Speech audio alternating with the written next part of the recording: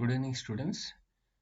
In this session, we'll discuss about Icterus and in brief about the causes of jaundice, which ultimately results in Icterus. Complete discussion of jaundice is not possible in this session, so we'll plan in 2-3 multiple sessions in future. So, time being, we are concentration on Icterus. So, definition. So, jaundice is defined as symptom complex characterized by yellow coloration of tissues and body fluids due to increase in bile pigments by one of the following mechanisms. Either it is by increased bile pigment load on liver, or bilirubin diffusion in hepatocytes is defective, or defective conjugation or defective excretion of bilirubin. So, other causes for yellow coloration are like carotenemia and mepacrine therapy. So, this was used in treating of malaria. So, normal bilirubin levels in serum bilirubin total bilirubin is 0.2 to 1 milligram per deciliter. Direct bilirubin 0.1 milligram per deciliter. Indirect is 0.8 milligram per deciliter. These are the normal reference values. So bilirubin affinity. So bilirubin binds with circulating proteins. So if there are any conditions where proteins are increased in the body, in that particular state we can see high rise of bilirubin in the blood. So then bilirubin has more affinity to nervous tissue and elastic tissue like skin and sclera. So most commonly we notice icterus on skin and sclera. You can see here scleral icterus, yellowish discoloration of the sclera. Sclera is rich in elastic tissue, so bilirubin is more attracted into this sclera. You can see here this is a jaundiced skin, this is a normal skin. So types of jaundice.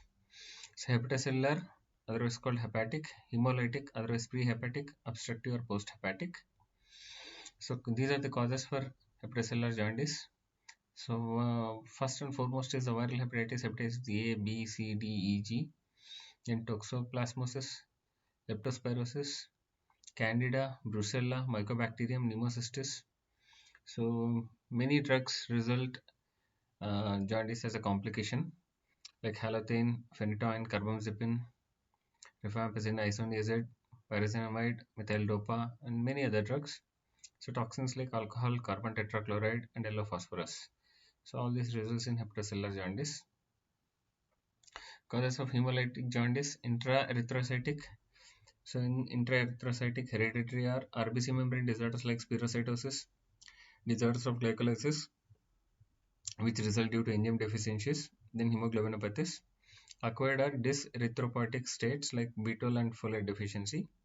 So extraerythrocytic are like autoimmune, isoimmune, alloimmune, then physical trauma, including prosthetic valves and burns, chemical trauma is of DAB zone, infections like malaria, toxic factors, inflammations, and neoplasms. So obstructive jaundice, canaliculaire, which is intrahepatic, alcohol, viral hepatitis, cirrhosis, lymphoma, bacterial sepsis, pregnancy, idiopathic, and then drugs like erythromycin, chlorpromazine, and chloropropamide. So extrahepatic like biliary, calculus, carcinoma pancreas, tumors, benign metastatic strictures, biliary cirrhosis. So all these result in obstructive jaundice. So there are conditions like congenital hyperbilirubinemia, so in which two types, unconjugated and conjugated. So in unconjugated, so you can see this is a Gilbert syndrome.